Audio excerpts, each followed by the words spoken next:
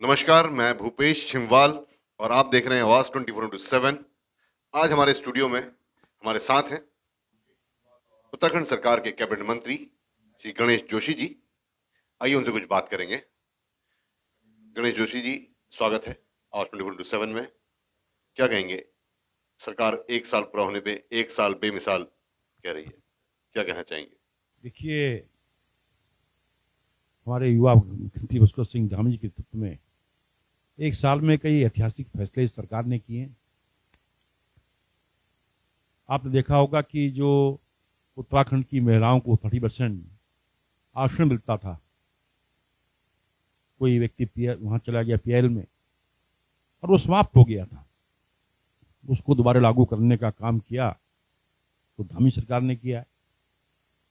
इसी प्रकार जो हमारा आंदोलनकारियों को क्षैतिज आरक्षण जिनकी वजह से राज्य बना है, उसको फिर लागू करने का काम किया है तो धामी सरकार ने किया है।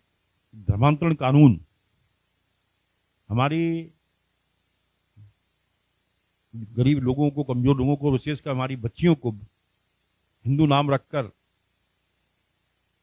ये लोग बहला फुसलाकर अपने जाल में फंसाते थे। उसके बाद उनका धर्मांतरण किया जाता था, उनकी हत्या तक की जाती थी। देश का सबसे सख्त धर्मांतरण कानून बनाने का काम किया है तो धामी सरकार ने किया है।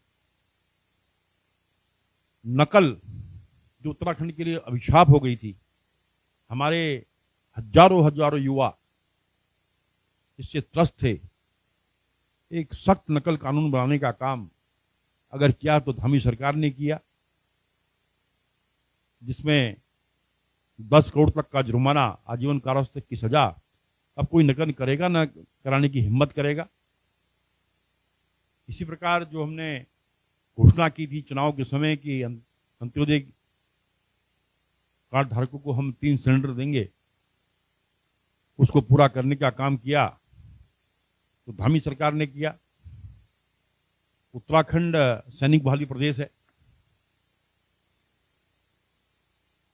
और कोई भी घटना अगर देश के अंदर घटती है, चाहे फर्स्ट वर्ल्ड वार हो, सेकेंड वर्ल्ड वार हो, 47 हो, 62 हो, 65 हो, 71 हो, कारगिल हो, पुलवामा हो, ताज पर हमला हो, संसद पर हमला हो, कोई ना कोई जवान हमारे यहाँ से शहीद होता है। और जब कोई जवान शहीद होता है तो कुछ दिन तक तो लोग उसके घर में जाते हैं, जिंदाबाद के नारे लगाते हैं, सूरज चांद रहेगा तेरा नाम रहेगा नारा लगाते हैं, बाद में भूल जाते हैं। धामी सरकार ने फैसला किया है कि देश की सीमा पर रक्षा करते हुए जो जवान शहीद होगा, चाहे सेना का होगा, चाहे पैरामिलिट्री फोर्स का होगा, उसके परिवार के एक व्यक्ति को उसकी योग्यता के अनुसार नौकरी देने का काम धामी सरकार करेगी। अभी तक हमने 23 लोगों को जो है हमने नौकरी दी है। हमारे यहाँ डॉक्टरों की बहुत कमी थी, अभी 2600 डॉक्टर हमने भर्ती किए हैं और 2025 तक हम जितनी डॉक्टरों की कमी उसे पूरी कर देंगे। सिर्फ स्पेशलिस्ट जो 150-200 वो रह जाएंगे, उस दिशा में भी हमारी सरकार काम कर रही है। कल ही हमने 864 एएनएम जो घर घर जाकर प्रसव कराती हैं, देखभाल करती हैं, कल ही 864 नियुक्ति पत्र माननीय मुख्यमंत्री जी के कर कमलों द्वारा वहां पर दिए गए।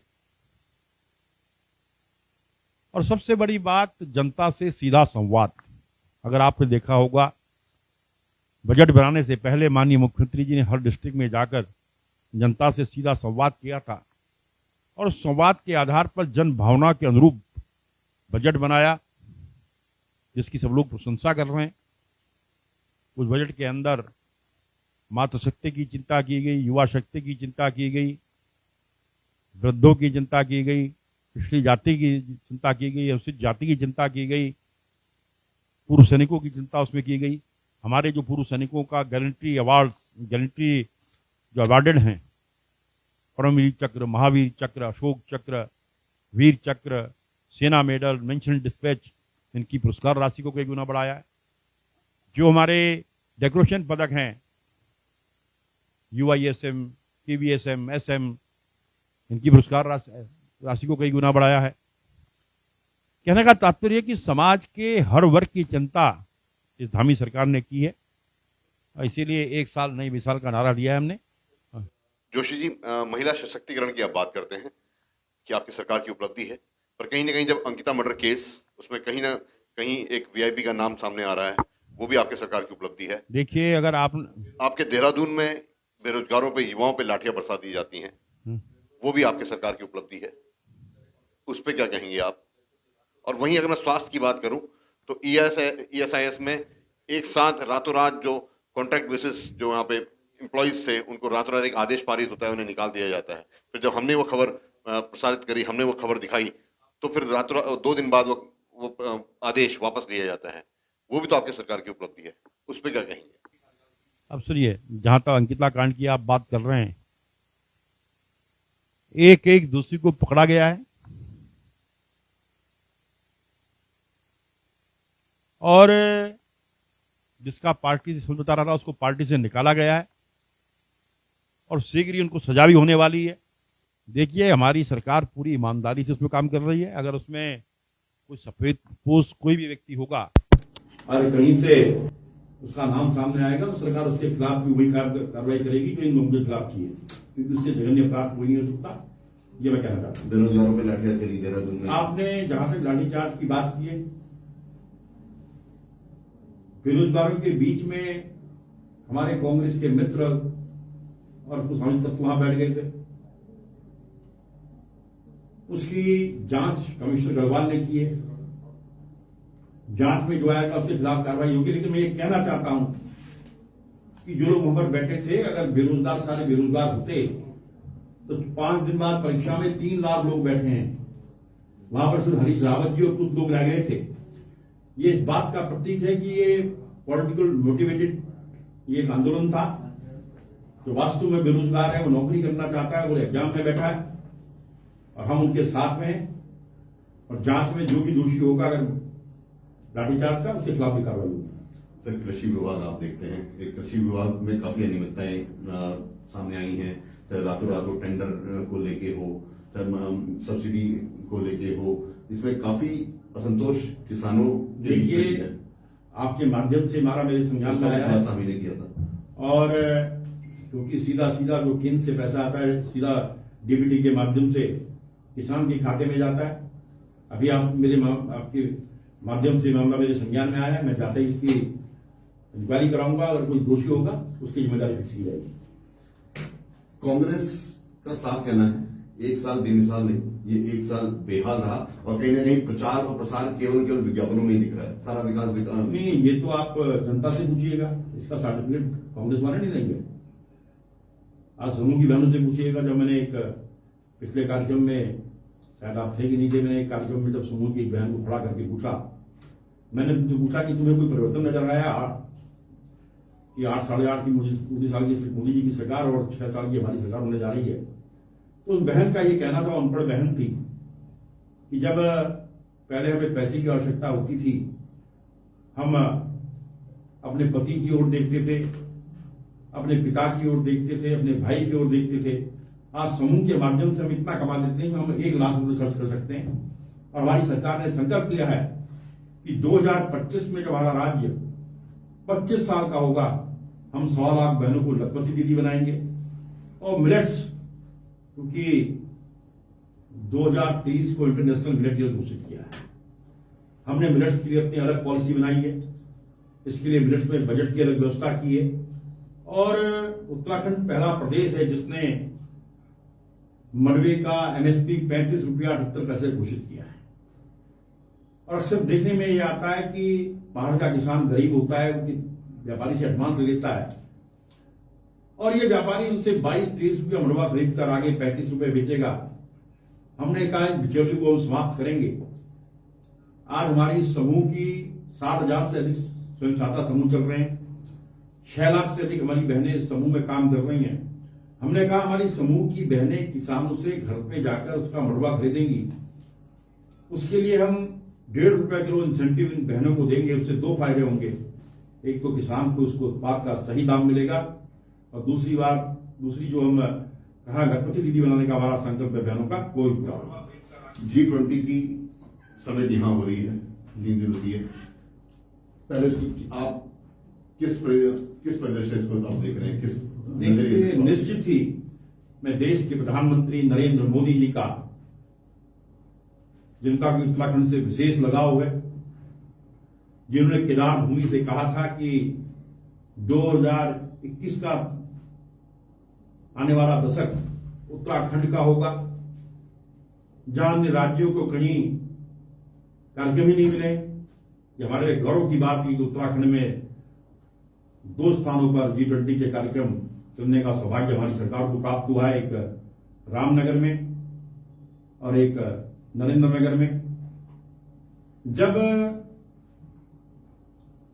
इतनी कंट्रीज के लोग यहां पर आएंगे और उत्तराखंड को देखेंगे, यहां की संभावनाओं को तलाशेंगे, तो निश्चित ही यहां पर इन्वेस्टमेंट आएगा, वह लोग यहां इससे निश्चित होंगे। क्योंकि मुझे यूरोप जाने का मौका मिला था और मैंने देखा कि हमारा जो प्रदेश है स्विट्जरलैंड से ज्यादा पोटेंशियल हमारे यहाँ है, तो निश्चित ही G20 का लाभ इस प्रदेश को मिलेगा।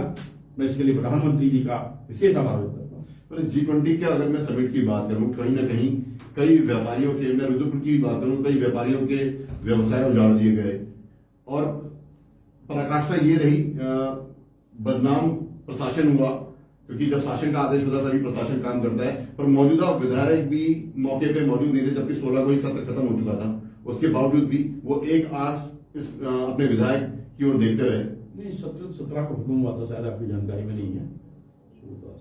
16 को खत्म हुआ,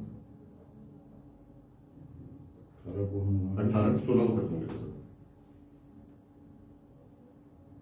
हाँ, 16 की रात को खत्म हुआ। 16 को सत्र खत्म हुआ, 16 की रात को शायद 10:05 सत्र खत्म हुआ है।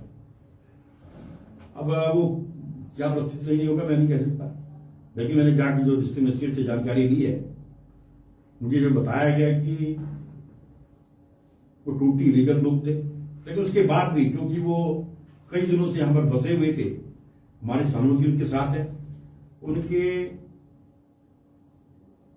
दोबारा पुनर्स्थापन के लिए हमने एक कमेटी बनाई है और उस कमेटी की पहले भी तो बन सकती थी कमेटी, पहले भी ये सारी चीजें होती थी। हमें अगर हम मान भी लें कि कहीं ना कहीं NH के पे अतिक्रमण अवैध है, सब कुछ जायज है और 40 साल से 50 साल से वहां पे वो व्यापारी रह रहे हैं, वो वहां पर व्यवसाय कर रहे हैं, उनकी पुनर्स्थापन की योजना पहले भी बन सकती थी। वहीं पे ज्यादा दूर नहीं, ज्यादा रामनगर जहां ये प्रोग्राम होना है, वहां पे एक चाय वाले को बचाने के लिए आपको पूरा भाजपा का से सभी नेता कुंबा वहां पे उसके सामने आ जाता है और वो दुकान बन जाती है। कहीं ना कहीं ये यहाँ के व्यापारियों के साथ एक अलग व्यवहार नहीं। ये देखिए, मैंने कहा जैसे मेरे मामले यहाँ पर आने के बाद मेरे संज्ञान में मामला आया है, मैंने प्रधानमंत्री होने के नाते मैंने से उसकी जानकारी ली है। मुझे बताया गया कि वो NH पर काबिज थे और तब तक कोई आवश्यकता नहीं थी, उनको छेड़ा नहीं गया। लेकिन क्योंकि अब G20 का काफिला वहां से निकलेगा